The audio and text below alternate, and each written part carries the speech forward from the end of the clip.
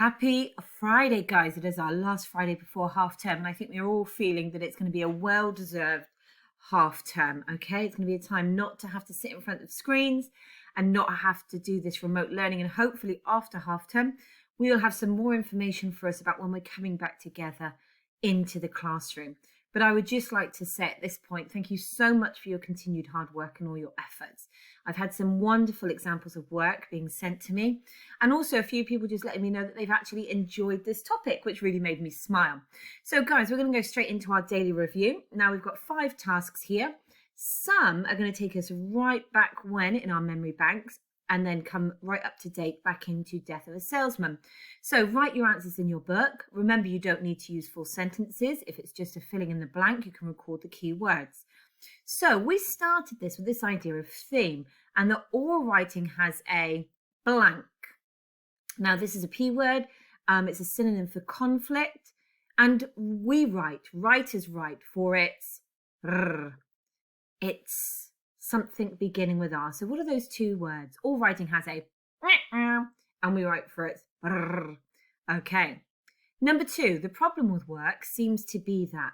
So the emerging theme is this issue around work, isn't it? So what's the problem that we seem to see for number 2? Now this one does take us back. Now we did look at this with the work sleep poem. Okay, the metaphors have 3 components. One of these components is the idea itself, and that begins with a T. The other component, the other part of the metaphor, if you like, is the V, the imaginative idea. And between the T and the V is the common characteristics, and that begins with a G. So can you remember what those 3 components are? And I accidentally might have given one away. Number 4, what does this word contentious mean? And 5, this is a little bit of a 2-parter. Can you list one way that work had a negative impact on Willy Loman? And his son blank learnt from Loman's mistakes, but the brother blank didn't. So out of the 2 brothers, which brother learnt from Loman's mistakes, learnt from his dad's mistakes? Which brother didn't? Which brother was setting himself up to continue to do what his dad did and to make the same mistakes? So press pause. I would say give yourself about 4 minutes, not much longer, just to record your answers, and we'll look together in a minute. See you on the other side. Okay, so let's just look at those answers together. So all writing has a problem, and we write for its resolution. Brilliant. Give yourself a tick for that one. That's 1 for 1 so far.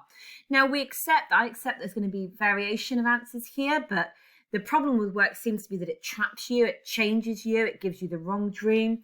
It can lead to violence and frustration and anger. It can change your feelings. So any of those kind of answers, brilliant, write them in. Number 3, okay, metaphors have 3 components. Now these are the tenor, which is the idea itself, the vehicle, the imaginative idea, and the ground, the common characteristics between them. Brilliant. What does contentious mean? Good. It means to be controversial, something that's likely to cause an argument.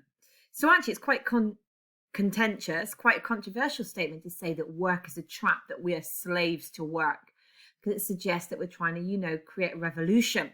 I just want a bit of balance in my life. I'm not quite ready for the revolution. Now, again, we have multiple choices for number 5. But what was one of the negative impacts of work on Willy Loman? He didn't know who he was. Now, that's the one that always sticks with me, because Biff was repeating that, wasn't he? My dad, he doesn't know who he was. He doesn't know who he was. He felt suicide was the only way out. That's another negative impact. He lied.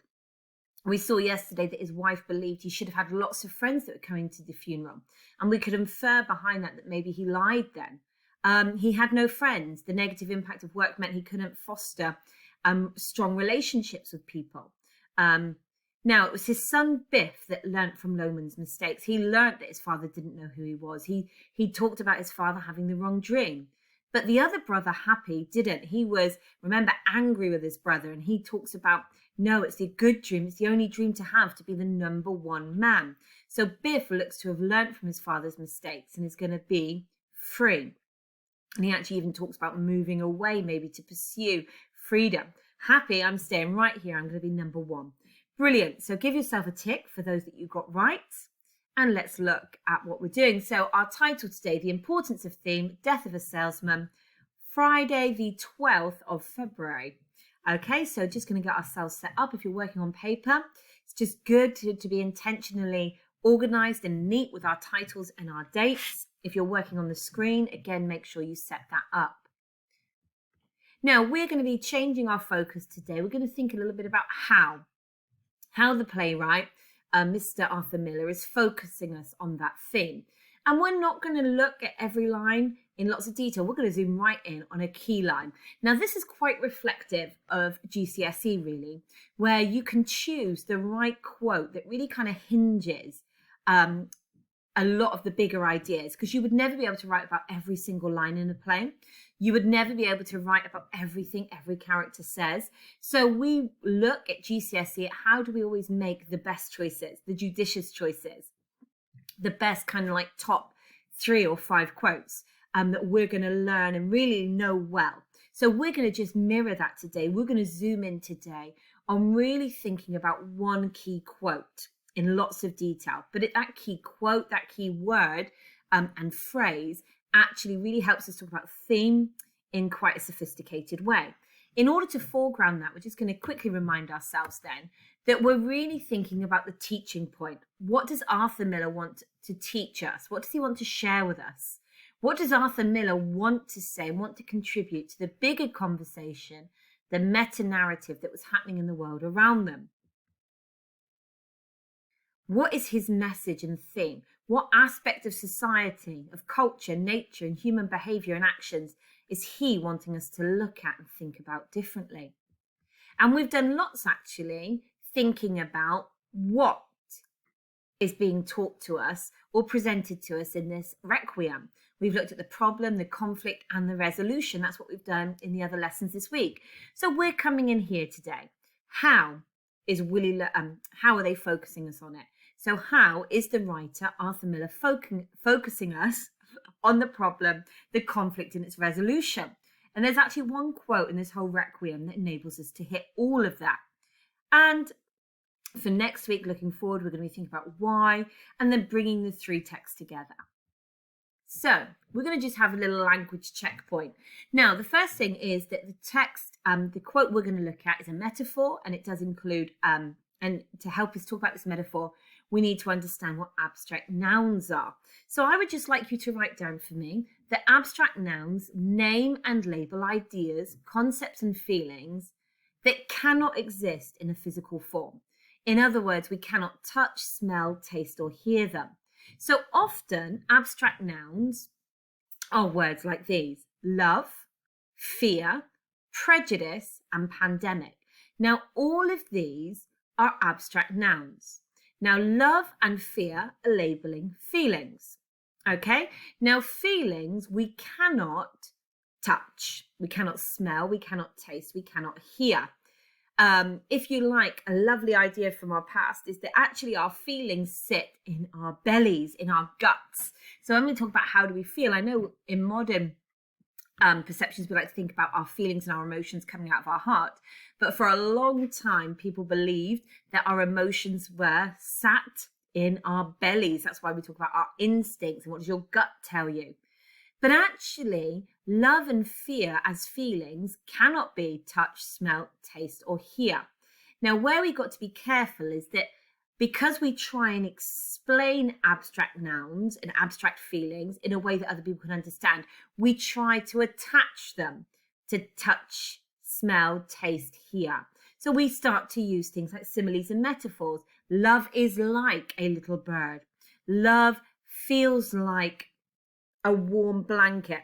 Now, love is not a warm blanket. We're using imaginative ideas to help people understand the abstract concept, the abstract idea. So love and fear are abstract nouns. They're labeling a feeling that we all can relate to. We can all relate to love. We can all relate to fear. But they cannot exist in a physical form. If I said to you, what does love look like? Your only answer could be to use similes or metaphors, or to personify it. Love looks like my mum giving me a cuddle. Love looks like my son he's not in the room, so I can use him as an example. Love looks like my son helping me by doing the dishes. Love looks like my daughter sitting with me on the sofa watching TV. So we can use imaginative ideas, and that's why similes and metaphors are so powerful, because they work to help us understand these abstract feelings like love and fear. Now, fear smells like sweat. Now, actually, fear is not sweat. We try and think that imaginatively, we say, well, fear smells like sweat, because actually when we're afraid, we do sweat more. Okay, we get a release of adrenaline, a release of sweat, sweaty palms is how our body reacts to fear. But it is not fear itself, it's the body's reaction to fear. Okay, so we understand that abstract nouns then are these feelings. Now, hopefully as I'm talking, you're just writing down the definition. Now, prejudice is not a feeling, but it is a concept, it's an idea. And again, if I said to you, what is prejudice? We could define it. We could look it up in the dictionary. Okay, prejudice is where you prejudge somebody, often in a negative or derogatory way. Prejudice is where you treat somebody differently because of a prejudgment you've made, often on the grounds of maybe gender or race or ethnicity or sexuality. So we can define it, but we can't actually see it existing in a physical form. We see the concept and the idea of prejudice leading to physical outcomes, but it's not itself the outcome. So a prejudiced person may be seen verbally abusing somebody. A prejudiced person may be seen hitting somebody, but that itself is not prejudice, it's the outworking, which is why these abstract ideas, concepts and feelings can be quite tricky to get our head round. Okay, lovely. Now, a pandemic. Now, a pandemic, again, is an abstract idea. We use the word pandemic to talk about a big idea, a big concept at a global level.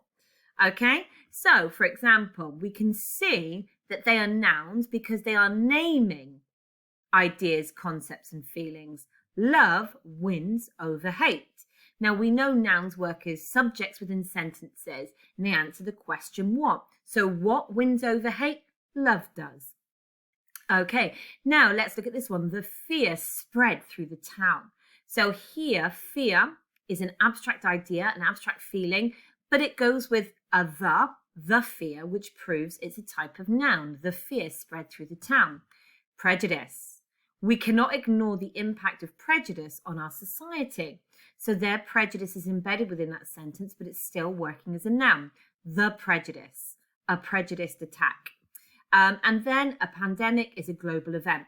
So we're just starting to get our heads around then what abstract nouns are. So we're just going to write down from that page the main definition, in the middle there. The abstract nouns name and label ideas, concepts and feelings. So a quick little reminder as we move forward. You can test whether a word is an abstract noun by using it with the determiner the, a, an. If it makes sense, it's an abstract noun. So the fear, the prejudice, the pandemic, the love, all of those abstract nouns sit within that frame, and therefore we can tick it off. It's an abstract noun. We can use the question, well, what feeling, idea or concept is being named in this sentence? Love is being named. Prejudice is being named. Fear is being named. So here we go. Love wins over hate. So you can see it takes the determiner the love. And if we ask the question, well, what is the feeling in the sentence? It's love. It hits that criteria. Quick disclaimer now, you don't need to write these down, but it's going to help you for the next activity. Sometimes we've got to be careful because abstract nouns can convert into verbs and vice versa. So you always need to look in a sentence to see if the word is being used to name an emotion or an action. So I could say, the love I feel for my children grows every day. Optimistically, the love I feel for my children grows every day. That's me using it as a noun. I could use it as a verb. I love my children. And then I've used it as a verb. It's describing an action. So that's one of the things we've got to be careful of when we're testing or we're looking at a text. Is it being used as a verb or a noun? And vice versa.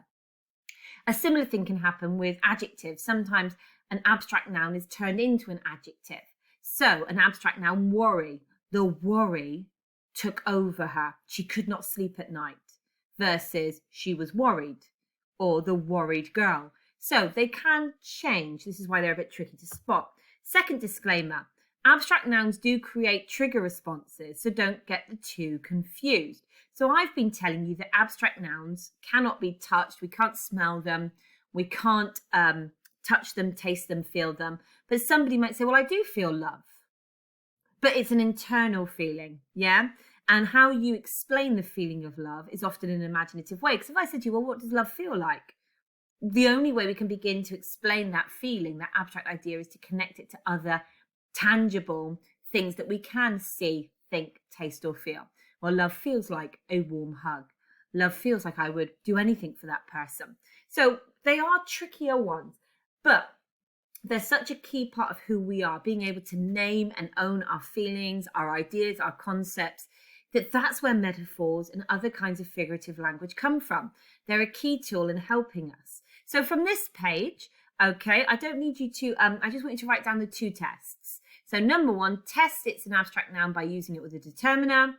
Two, asking the question, what feeling, idea, concepts being named? Okay, so we should have written down the definition of abstract nouns and now the two tests. But we don't need to write down the disclaimers at this stage, okay?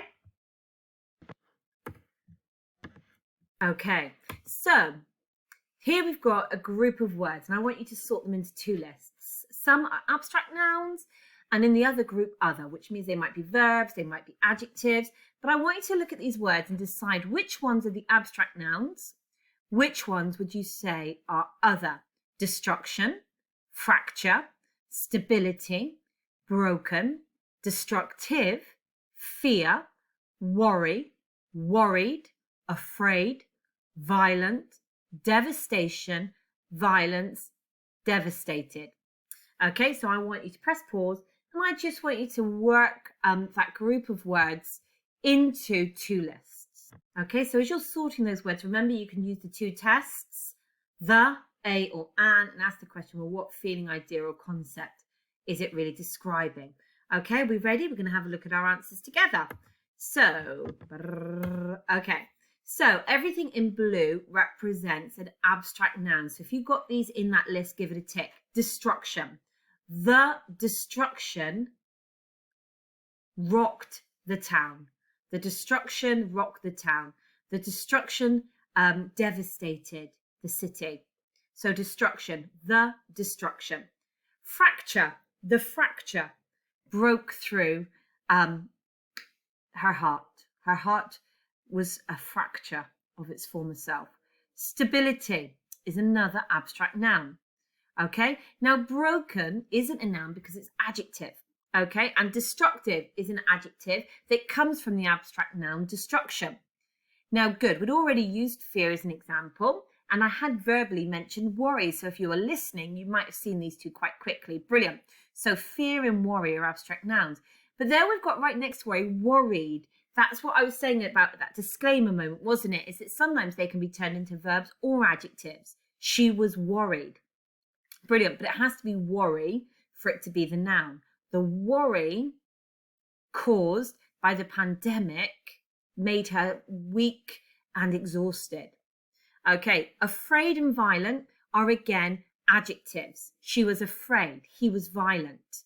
Okay, devastation is an abstract noun. The devastation could be seen for miles around.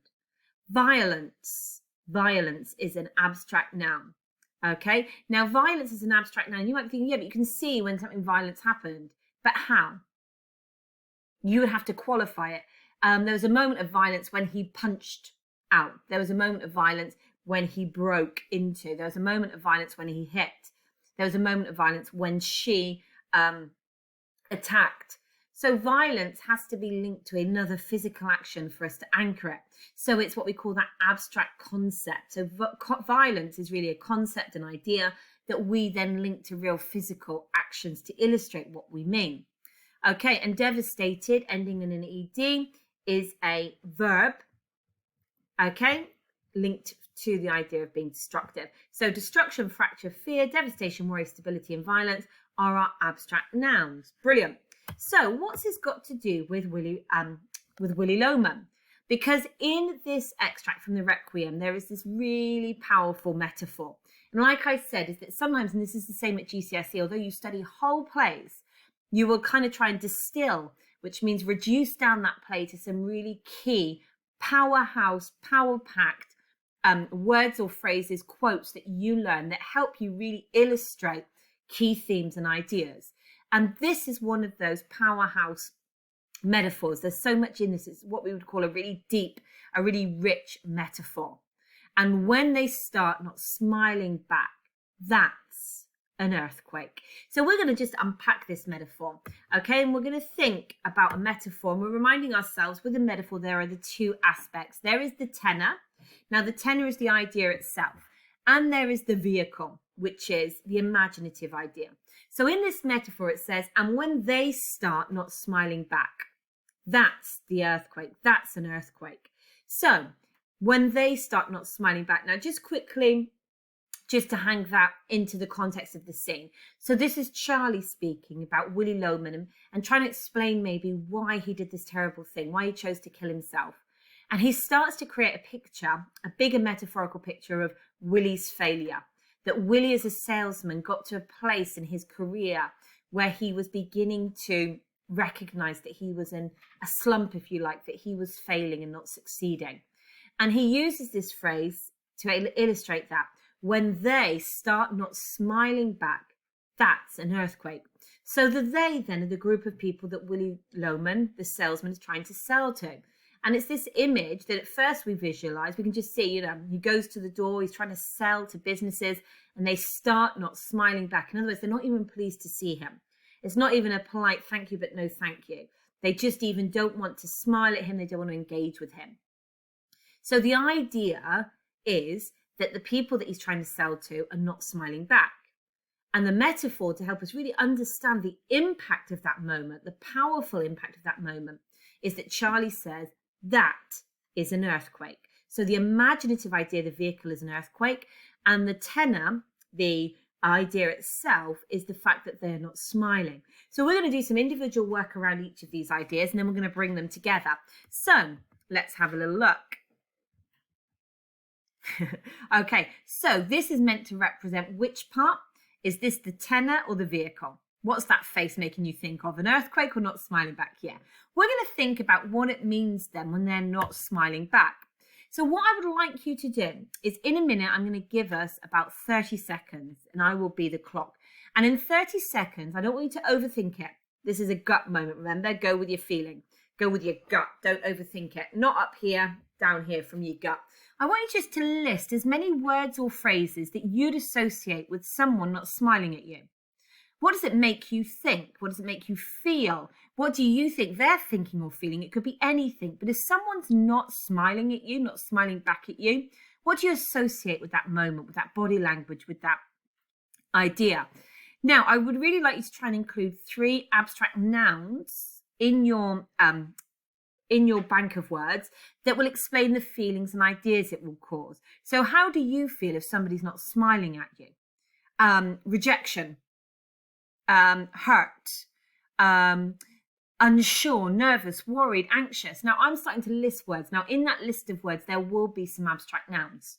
If not, I can add them in at the end. So are you ready? I want you to either quickly draw that face or write down, they start not smiling back. Now, when you're ready, I'm going to give you 30 seconds to list as many words or phrases you'd associate with someone who's not smiling back at you. Okay? Now, your 30 seconds starts now. So I might say, God, if somebody's not smiling at me, are they angry at me? It would make me question myself. I would feel rejection. I would feel hurt. I would feel embarrassed. Somebody's not smiling at me. I'd feel worried. I would ask myself, what have I done wrong? Why isn't anybody smiling at me? If I have offended somebody, I would feel nervous. I would feel anxious. I would probably look down. So you've got 5 more seconds. So make sure you've got your words or phrases. Brilliant. Okay. Now, if we're thinking about abstract nouns, so you might say that might make me a sense of fear. If somebody's not smiling back at me, there might be a sense of fear. There might be rejection. There might be anxiety, Why aren't they smiling at me? What's wrong? Okay, brilliant. So that's that first part. That's just thinking about the tenor, the idea itself. Now we're going to do a similar process, but for the other part of the metaphor. So we're going to think about the earthquake. Now this time, again, I don't want you to overthink it. I just want you to trust your gut. I'm going to give you 30 seconds again to list as many words or phrases that you'd associate with an earthquake. Now, any of these words or phrases, we're going to select the best in a minute. So it doesn't matter if a random word gets in there or a geographical word gets in there. I'm thinking seismic activity. That's the only thing I remember from geography about earthquakes, that it's linked to seismic activity.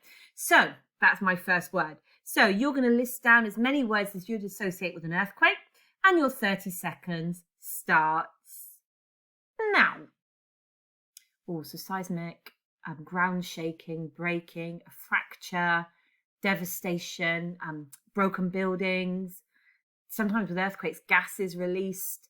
Sometimes, broken buildings, upset, hurt people. Nobody can live in their houses. So some people become homeless. Some people become, what's that word? Displaced. So 5, 4, 3, 2, 1. So again, just look at your list, words or phrases associated with an earthquake, and just see, can you add in, or have you already got some abstract nouns in there? So some words that label the thoughts, the feelings.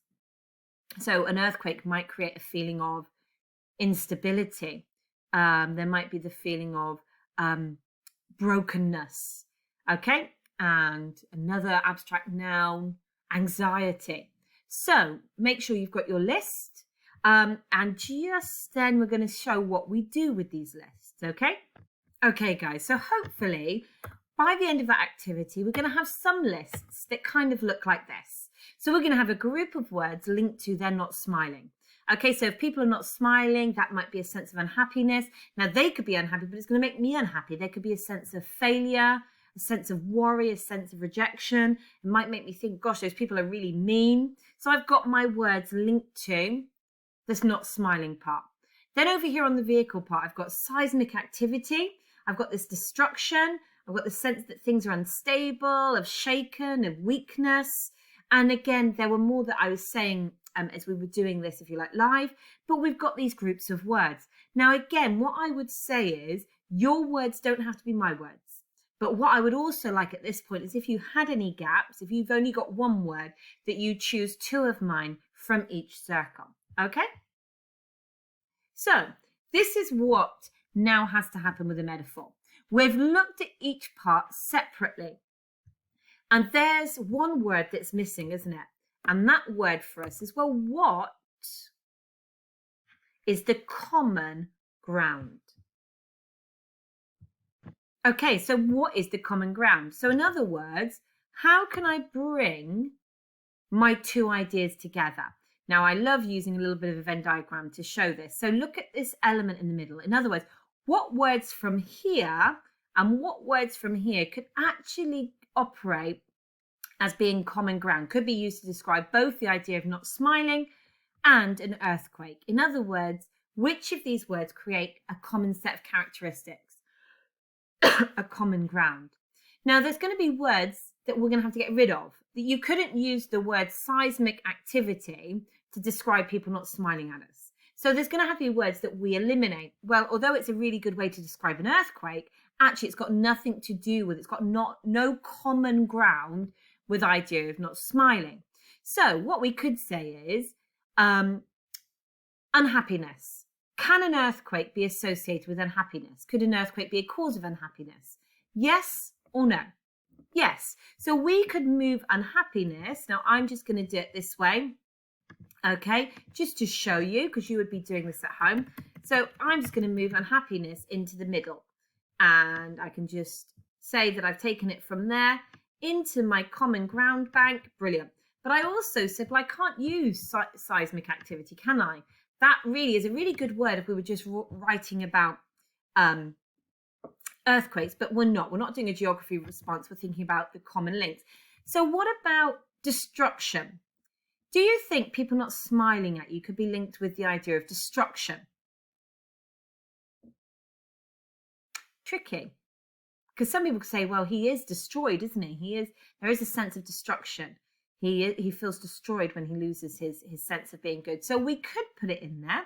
So I'm not going to say yes or no yet. What about failure? Is an earthquake a cause of failure? Okay, you can get power failures. You can get a failure, power failures. So we could put that one there.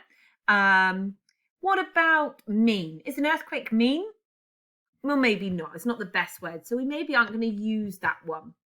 And again, rejection's a really good word when we think about people not smiling at us, but it doesn't really help me explain the earthquake part. Okay, but do both cause worry? Yeah. So we might want to put worry, anxiety in that group. Okay. Now, but the key thing I think as well that we really want is that an earthquake kind of really shakes the ground, doesn't it? It creates that kind of, and actually people not smiling at you can shake your sense of self.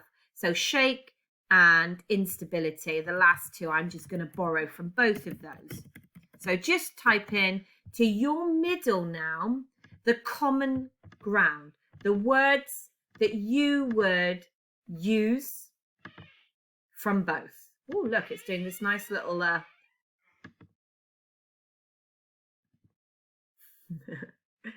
animation for me. Brilliant. So just give yourself a minute to get the common ground words written in. Okay, and it's the ground, it's the ability to explain, well, what is the common ground, the common characteristics shared by the moment that people stop smiling at Willy Loman, and that sense of an earthquake, then actually gives us the understanding of the language choice that really helps us understand the impact of this moment on him. I mean, the more I look at it, there's more words I want to bring in. I want to talk about, that an earthquake becomes unexpectedly.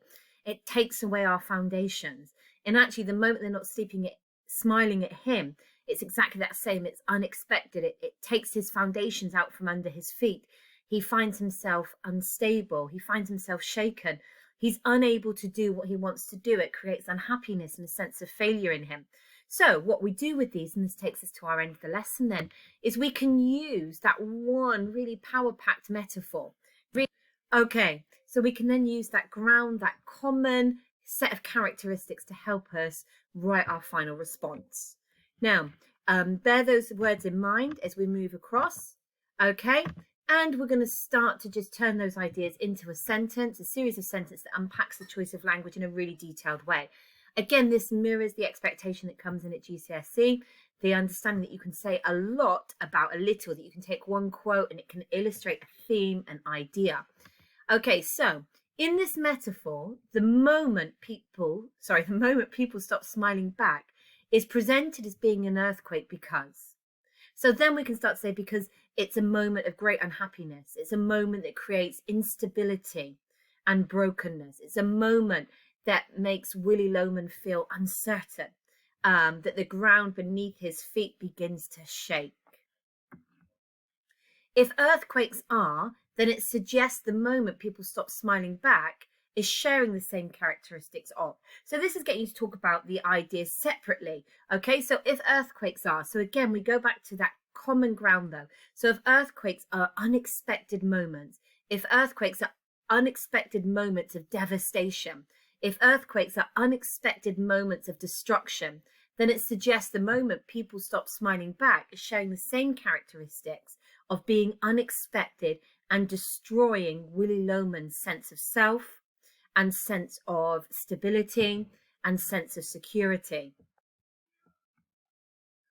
By describing the moment that Loman realizes he's not a good salesman as being an earthquake, the reader can begin to imagine that that it's a devastating realization, that he loses his stability, he loses his, it's a moment of great unhappiness, it's a moment of failure. So you've got all those words from unpacking the metaphor to help you copy and complete these statements, okay? And that's going to be the work for today. So guys, I hope you have a really lovely half term.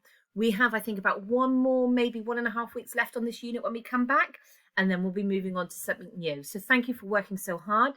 Copy and complete your statements, do your quiz of the week, and have a really, really lovely half term. Bye.